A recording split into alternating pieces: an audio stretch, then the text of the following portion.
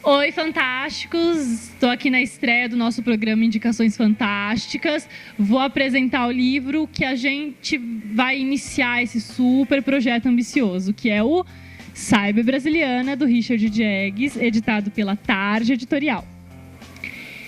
É um livro de ficção científica, subgênero cyberpunk.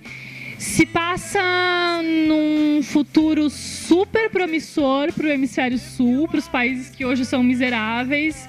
Nesse livro, eles são os imperialistas capitalistas do mundo, são os caras, enquanto o eixo que hoje em dia é hegemonia econômica, que é o eixo Estados Unidos e Europa, está lutando por migalha. É um livro muito interessante porque ele trabalha com a ideia de... Eu acho que o conceito aqui desbancaria Matrix, mas é uma ideia que existe uma realidade que é promovida por computador, em que a nossa mente se conecta a esse mundo que é chamado hipermundo. A nossa mente se conecta enquanto o nosso corpo continua aqui no mundo material. Claro que ao longo do livro existem alguns altos e baixos, mas a ideia básica é essa. O que eu achei do livro? Bom, ele está nesse programa, então isso significa que eu adorei o livro. Ele é um livro que ele trabalha muito bem os conceitos que são difíceis pra gente, como conceitos de programação. Ele trabalha bem porque você entende. Ele é um livro que não subestima a sua inteligência, mas também ele não te deixa ignorante. Você entende o que ele está falando. E é muito difícil isso acontecer num livro de ficção científica. Então é um livro que eu acho muito interessante, porque eu não costumo ler ficção científica, eu não sou o público desse gênero. E eu fiquei encantada pelo livro, pela forma como as histórias diversas se entrelaçam, pela forma como o autor consegue criar os personagens, fazer eles interagirem, cada um em sua história. E eu tô aqui com o Richard Diegues, que é editor da Tarde Editorial e autor do Cyber Brasiliana. Eu vou fazer algumas perguntinhas para ele e ele vai explicar pra gente melhor sobre esse livro. A primeira coisa que eu quero perguntar é como que você acha que a sua profissão ajudou a você escolher esse tema e o seu estilo narrativo? Bom, primeiro, boa noite todo mundo, bom dia, boa tarde, né? Eu já sou programador desde 89, eu comecei assim nos primórdios da programação. Então eu curto muito essa área de tecnologia. Trabalho até hoje com isso, tenho uma empresa de tecnologia, né? E eu leio muito cyberpunk, eu leio muito essa parte de literatura, como é que eu diria? Eu não chamaria nem tanto de ficção científica, porque hoje já é uma coisa bem atual.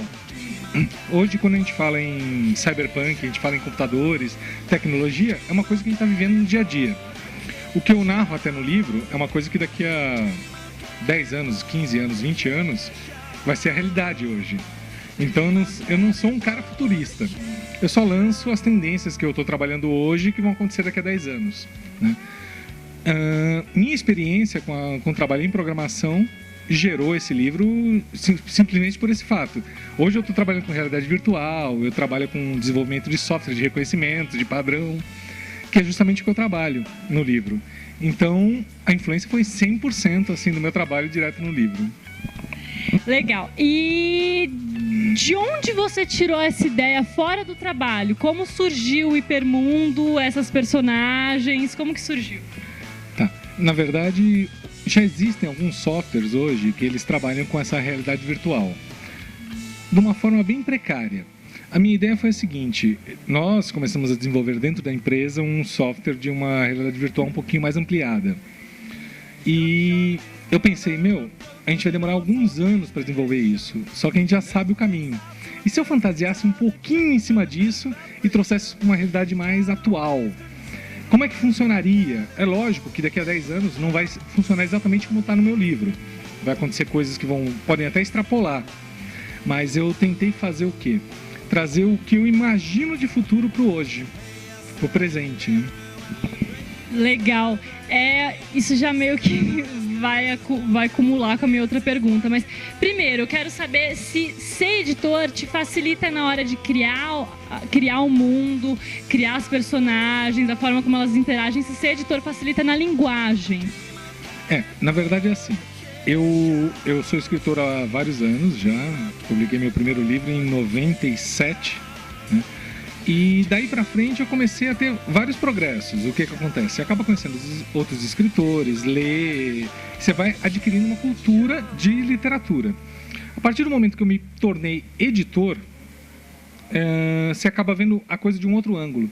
Você começa a receber tanto original, tantas coisas, que você fala, meu, eu sei exatamente onde as pessoas estão errando. Nunca vou tropeçar nesse tipo de coisa. Então você acaba sempre aprendendo. E algumas coisas, você recebe alguns originais que tem algumas coisas fantásticas. Meu, a gente vai lançar um livro de um escritor que eu sempre falo, eu quero ser esse cara quando eu crescer. E então o que eu faço? Eu pego essas partes boas que eu recebo e pego as partes ruins. E tento ficar nesse meio termo. Eliminar as partes ruins do meu texto e pegar as partes boas. O processo de ser um editor ajuda muito você a ser um escritor. Legal, legal. Então, a minha última pergunta, para encerrar, na verdade, é um pouquinho o que você já falou.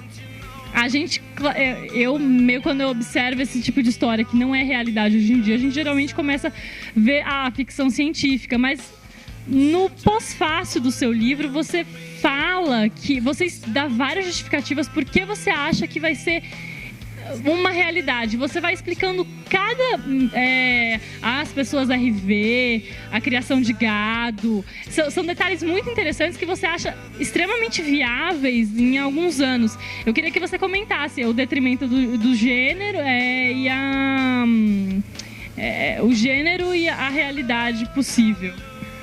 Bom, na verdade, o que eu fiz? Eu escrevi todo o romance e durante o romance tem algumas coisas que eu não me senti imperativo em explicar. Eu quero que a pessoa leia, se divirta. Eu escrevo literatura de entretenimento. Eu quero que a pessoa se divirta do começo até o fim. E tem algumas coisas teóricas que eu explico no livro, que eu falo, que são ideias minhas, que eu acho que elas podem passar batido. Só que, porém, o que eu faço? No final do livro eu dou esse prefácio, esse pós-fácio, na verdade, que eu explico o quê? Todo esse tipo de tecnologia que hoje a gente está vendo e que a tecnologia hoje ela avança a passos extremamente largos, né? Então eu começo a explicar alguns conceitos que eu tenho, pelo conhecimento que eu tenho, às vezes até informação privilegiada. Eu trabalho com algumas coisas assim para governo e tal, que a gente acaba tendo algumas informações que as pessoas vão ter daqui a 5, 6, 10 anos. Então eu quis inserir algumas delas. E eu dou um leve embasamento para as pessoas entenderem, pô, esse cara é maluco, é psicodélico? Não. Ele tem uma certa lógica. Pode ser coisas que não aconteçam, lógico, mas muitas das coisas que eu coloquei no livro realmente são realidade hoje e as pessoas nem sabem. Tipo, o hipermundo que eu coloco, existiu aquele jogo Second Life. Second Life é uma ideia muito boa, é uma estrutura bem bacana, só que ele não tem utilidade prática além de um jogo. Imagina se você tivesse um Second Life para você trocar informações, receber e-mails, em vez de você ter que se deslocar até a tua empresa, você simplesmente entrasse no mundo virtual e trabalhasse ali. Você ia desenvolver exatamente o mesmo trabalho sem se locomover da tua poltrona. E isso já existe hoje. Eu tenho funcionários meus na minha empresa que trabalham assim. Eles simplesmente trabalham que a gente chama on-home, né? É muito bacana.